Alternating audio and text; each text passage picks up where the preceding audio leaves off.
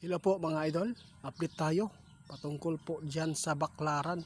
Grabe, tiningnan po ng maigi ng ating mga kaibigan patungkol po sa status dyan sa Baklaran, kung saan nakalagay po yung Mall of Asia. Mga idol, matinding problema ito, nakakakilabot ang nakita ng ating kaibigan sa hinaharap. Mga idol, hanggat hindi pa nangyari, mas maganda umalis po muna kayo doon at maghanap po kayo ng matitirhan. Kapag magkakaroon itong kalamidad na to, posibleng babalik yan sa dati. Pakinggan ninyo mabuti. Pero kaibigan, ito talaga ang nakita po ninyo dyan. Talagang babalik yan sa dati.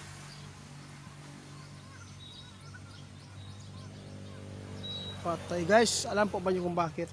Sinabi ng ating kaibigan, kung magkakaroon po ng malakas na lindol dito sa Pilipinas, lalo na pag tumama dyan, posibleng babalik sa dati po. Babalik ang dagat dyan. Mga idol, talagang tambak lang pala yan. No? Kaya sabihin ko man sa inyo, kung hindi man kayo maniniwala, wala kaming magawa. Kaya ngayon, nagbabala si kaibigan dyan sa inyo. Kung sino man po mga palos natin nakatira dyan, mga idol, isipin nyo mabuti kung noong panahon na hindi pa tinambakan dyan, kung saan po yung dagat nakalagay noon, no? Umalis kayo dahil babalik daw yan sa dati. Ito po ngayon ang sinabi po ng ating kaibigan. Nababahala siya sa mangyayari po dyan. Posibleng biglaan pong pagbalik ng dagat dyan. Kaya mag-ingat kayo mga idol. Sa ngayon hindi pa naman, kasi wala pa naman po na italang malakas na lindol. Yung big one po ang pinakadelikado dito. Tama, babalik ang dagat mga idol. Babalik dyan kung makaranas kayo ng the big one na lindol. Pero kung walang big one mga idol, walang problema. Kasi iba po talaga ang dating sa lindol mga idol, kasi yung lupa inuuga. Kaya ingat-ingat po tayo mga idol kung nakatira ka man dyan sa Baklaran.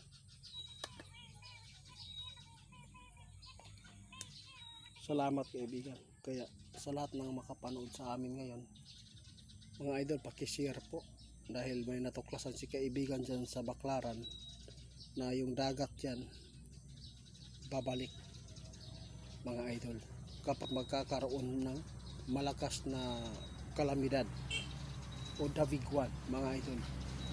Sana bigyan po ninyo ng pansin itong babala ng ating kaibigan. Kung kayo man po ay nakatira sa Baklaran mga idol, kung hanggang saan yung dagat noon, pwede po umatras na kayo. Huwag ninyong hintayin na mangyari po yung mga trahedya, dahil si kaibigan sinabi na, nagbabala si kaibigan, babalik yan sa dati itiit.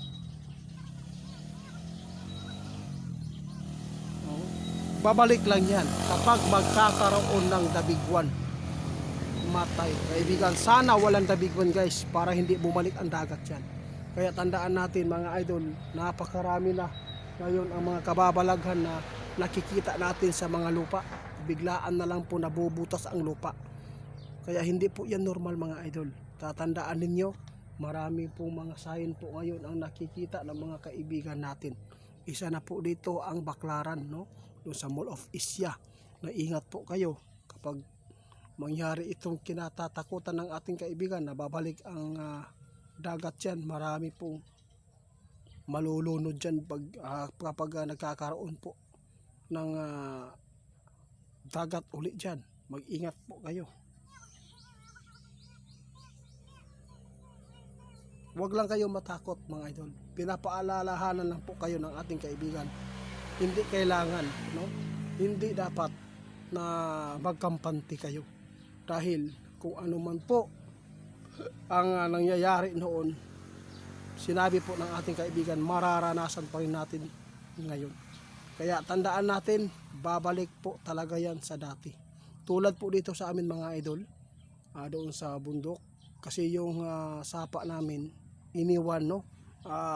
Lumihis na ang tubig. Nang umabot ng 20 years, bumalik naman po sa dati. Kaya tandaan ninyo, ilang years na po ba ang Baclaran, mga idol, para malaman natin, mga idol, dahil si kaibigan nag-alala sa nakita nila na ang dagat hinihintay lang ang the big one.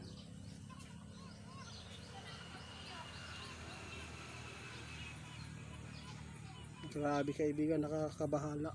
Ayaw po ng ating kaibigan na maabutan kayo, mga idol.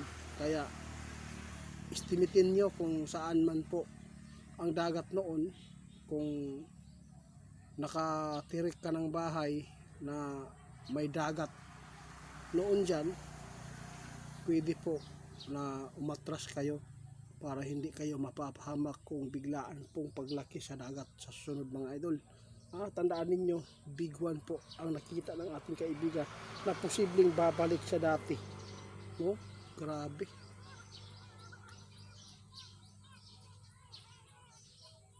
Agnes, salamat kaibigan Agnes, nalaman namin.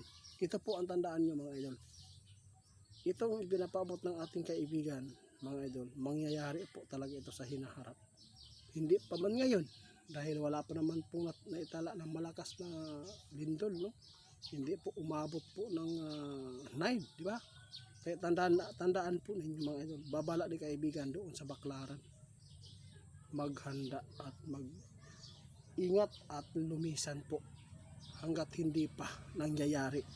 Kung ilang years na po kayo nakatira dyan na hindi pa bumalik, ay sana ay hindi babalik yung dati, mga idol.